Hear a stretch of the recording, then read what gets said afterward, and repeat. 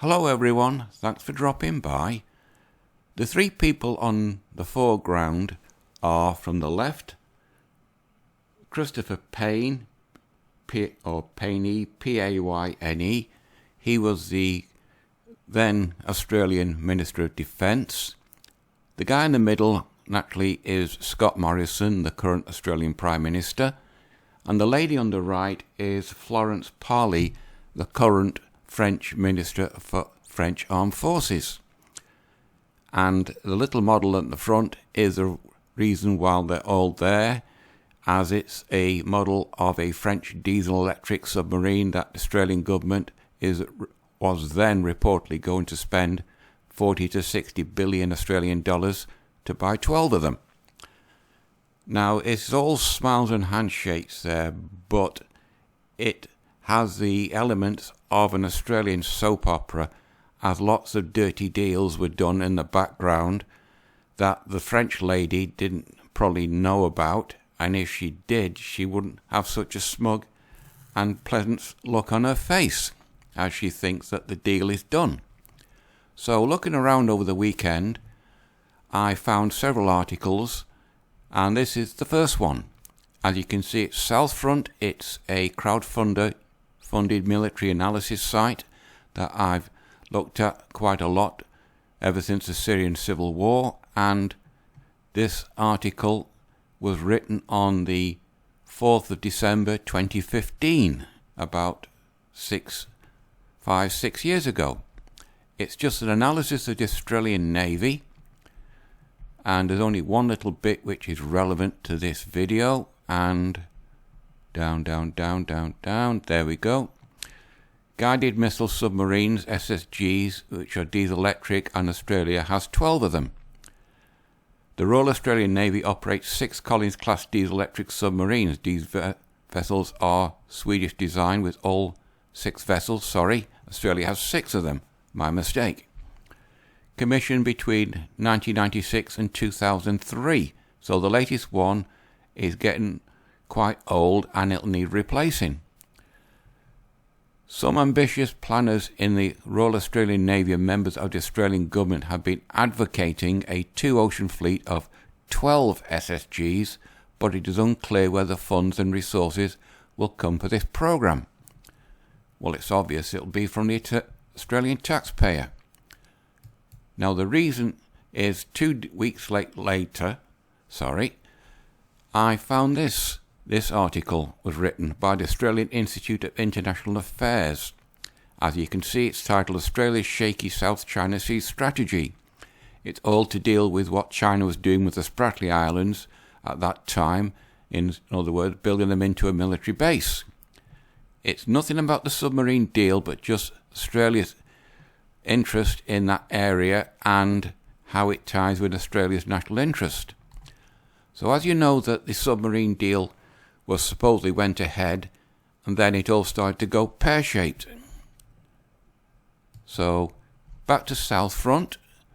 On the 16th of September this year, this article appeared. Nuclear White Elephants, Australia's new submarine deal. This is a more detailed account of all the murky deals that's been done about it, but 2 little things stood out. Just to make things interesting, make sure the order for 12 of these yet to design and built creatures, make sure as well that they are only ready sometime in the 2030s, which is about 8-10 years from now, by which time they risk being obsolete in a field of other contended submarines with superior capabilities. Now, who is it that upset everything? No prizes for getting. The Americans. This was written on the 16th of the 9th. Where is it? Same day. Fair competition, ? US ruins $90 billion sale for French submarines to Australia. Then it just goes on about how the French were absolutely livid about it. And a day or so later, Press TV, the US the Iranian news agency jumped on the bandwagon with this article. US military-industrial complex needs enemy. China as an enemy, said Ron Paul, one of the few sensible heads in Washington, D.C. And a day or so later, Al Jazeera, based in Qatar, jumped on the bandwagon with how a submarine deal sparked a major diplomatic crisis, and they go on about it. Now the question is, once Australia gets these new toys, where are they going to be based? So looking around, I had a look at this. Now these are all the Australian bases for the Australian Navy. I used to live in Perth, which is there, between 1979 and 1980. There's an island called Green Island with a naval base. That's the main submarine base, and there's a bridge from the mainland to Green Island. I remember them being built, and I've been at the base, and I've walked along the quay, and I've even had a quick walk through one of the diesel-electric submarines that Australia has at that time. Now this is a base up in Darwin, up in the far north, because from here to here is about 2,000 miles. Now this base up here is this one. Come on. It's Her Majesty's Australian ship Coonawarra, and it tells you about it.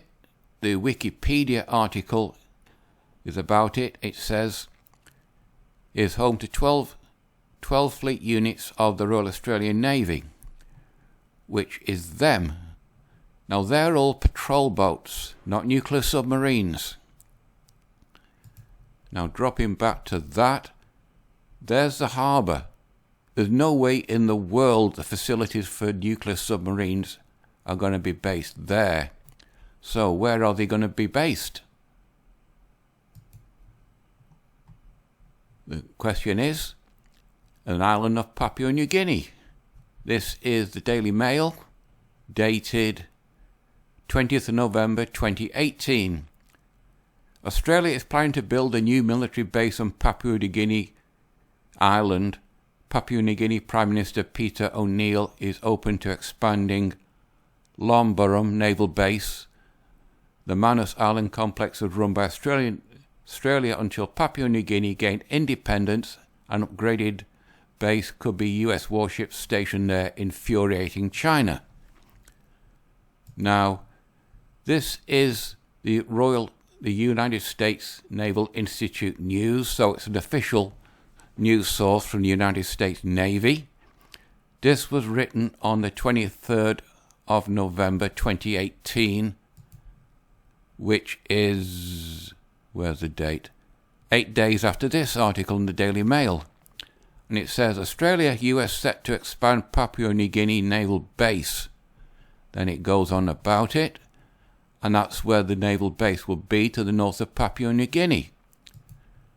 And on the July the 30th, 2019, the Times, US plans a new naval base in Australia to thwart Chinese.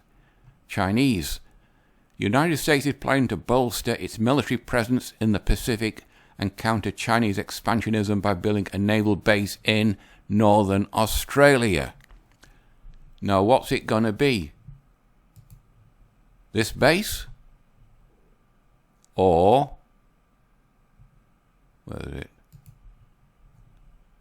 A base here. Your guess is as good as mine. Now, this is a map of the area from Darwin to the South China Sea is 3,594 kilometres. That's going probably this way. Or if you just go there, one look round and come home, it's a round trip of 7,188 kilometres.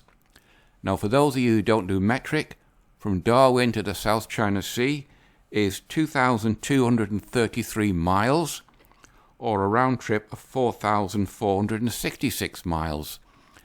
Now this base here to the South China Sea is 4,068 kilometres one way, or 2,528 miles one way, or a round trip of 8,136 kilometres, or 5,056 miles. Now, they'll probably, if it was based here, as the Times says, it'll probably, as I said, that way, into the South China Sea and the Spratly Islands. But if it's based there, it'll have a more direct route through that channel, through the little channels, and then in the Spratly Islands. Now, diesel-electric submarines won't go that far. The only propulsion system you're going to have to go from there to there, or from there to there, is nuclear. Hence the Australian program for building nuclear submarines, which pissed off the French. Now, the reason is, I found this, the GS report, US 4 Defence Ring. There's the Australian base, and there's the other base, all designed to box in China. In other words, the Australian Navy is become a branch off a freelancing temporary extension to the United States Navy to box in China. Now the question is where these boats are going to be built if they ever do get on. This is the General Dynamics Electric Boat website, and they are the builders of the United States Navy's nuclear submarines. This is the news section of it, and I couldn't find anything about it whatsoever. This is the British Aerospace, usually not British Aerospace, that's its old name, BAE Systems. This is the new site, because we build submarines at Barrow-in-Furness, our sole builder, and there's nothing about the Australian order. Mostly it's all about the nuclear submarines for the Royal Navy. Now, the question is, where are these boats going to be built? Australia has no experience whatsoever in nuclear submarines. Australia has no facilities to house nuclear submarines. The Times says it's going to be built in Northern Australia. The United States Navy says they're going to be based in an island of Papua New Guinea. So the question is, where they're going to be built? And going back to this article, they won't be built till the 2030s. And the press galleon camera was awash with rumours that a divorce was being proposed. So no sooner the contract been signed when the Americans stuck their oar in and pissed off the French. So the question is, the dissolution of the Union and the Naval Group will be costly. It'll cost Australia $400 million to get away from the deal.